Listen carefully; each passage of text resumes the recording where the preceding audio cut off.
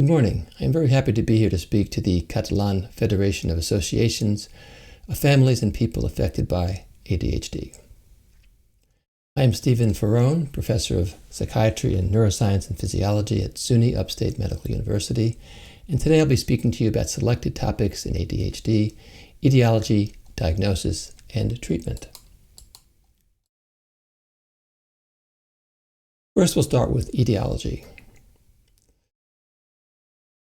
We now have many twin studies of ADHD that show that ADHD is a highly heritable disorder.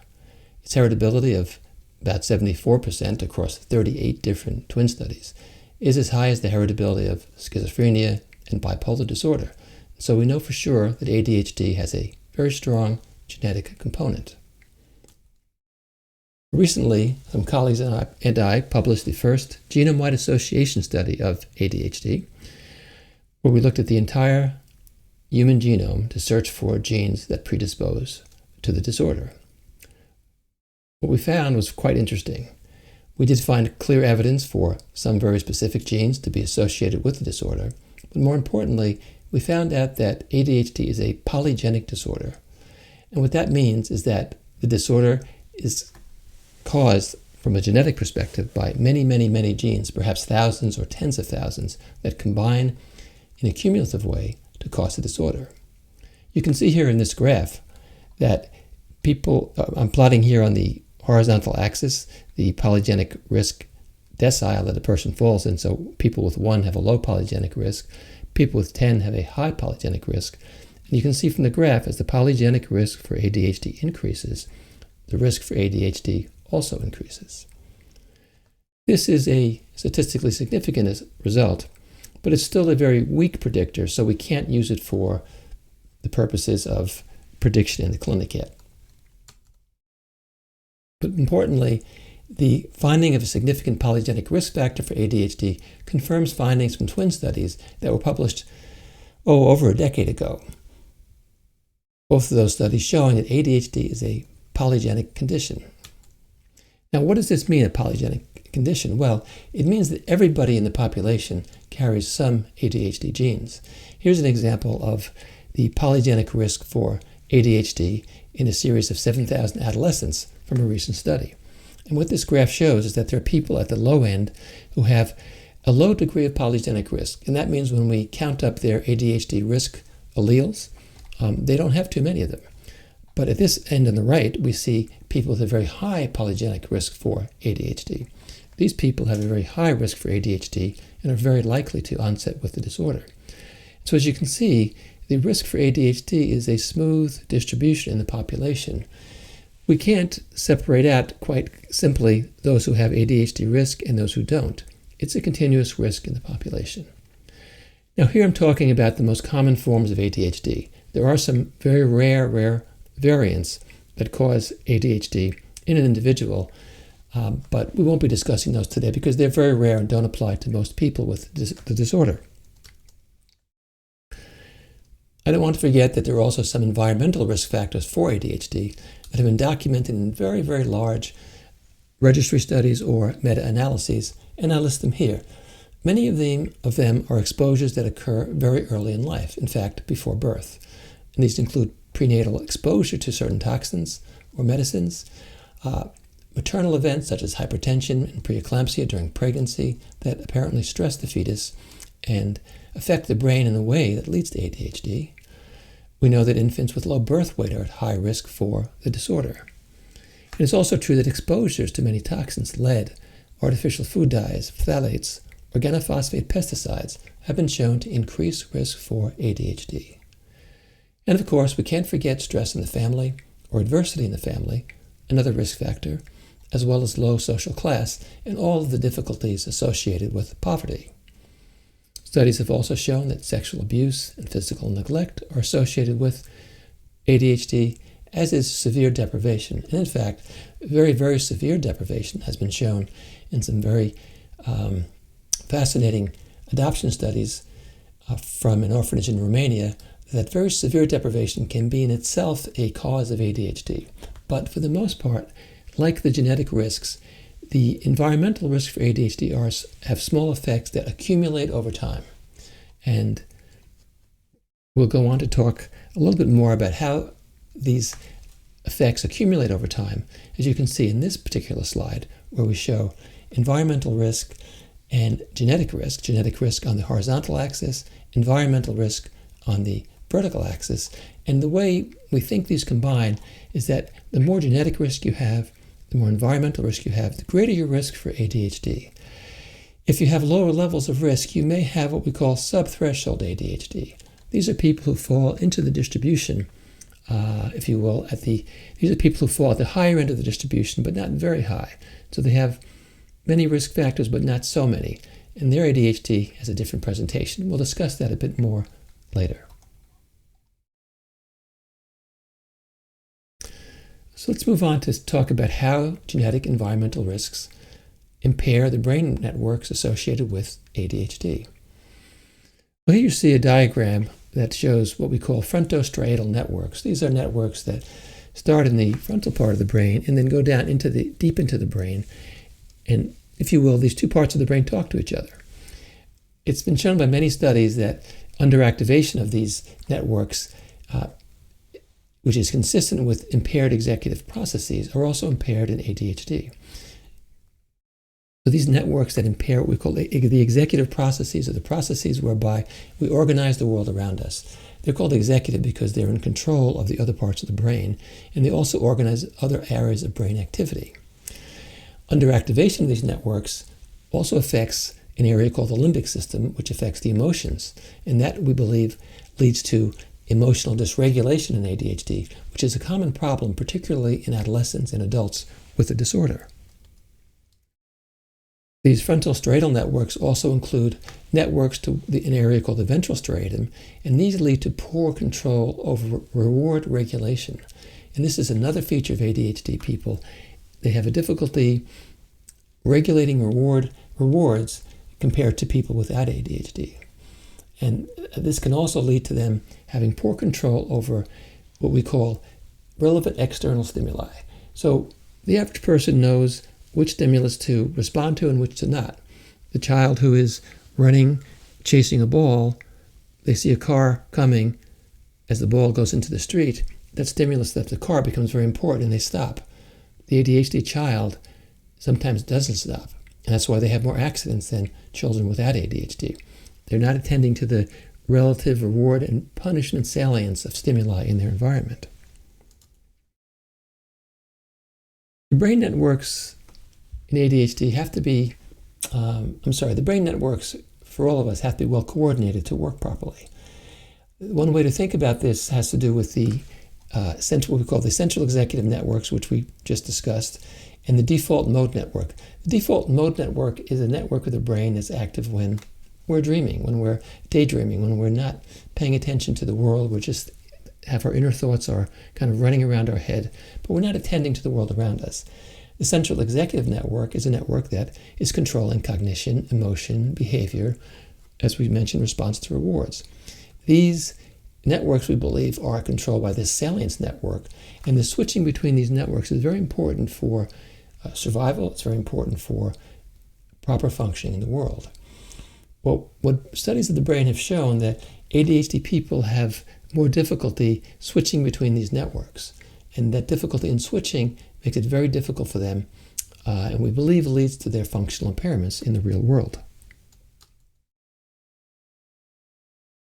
Another important point about the brain networks implicated in ADHD, as you can see here, these affect what we call noradrenergic, which affect norepinephrine, and dopaminergic networks. These are the networks of the brain that are affected by the two main classes of medication that treat ADHD. The stimulants mostly affect dopamine networks, but also affect noradrenergic networks. And the atomoxetine and alpha-2 agonists affect noradrenergic networks.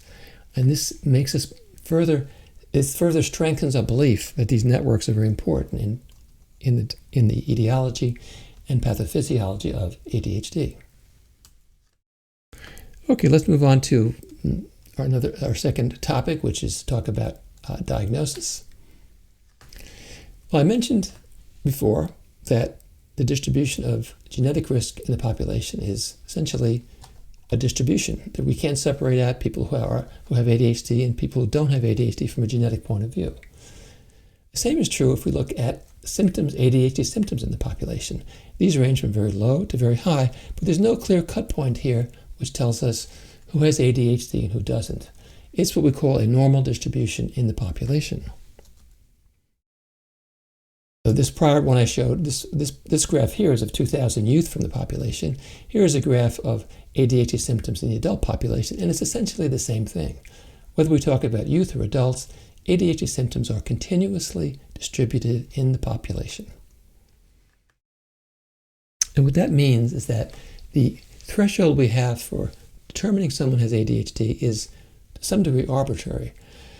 And just like some people have high blood pressure or hypertension, some people have subthreshold hypertension.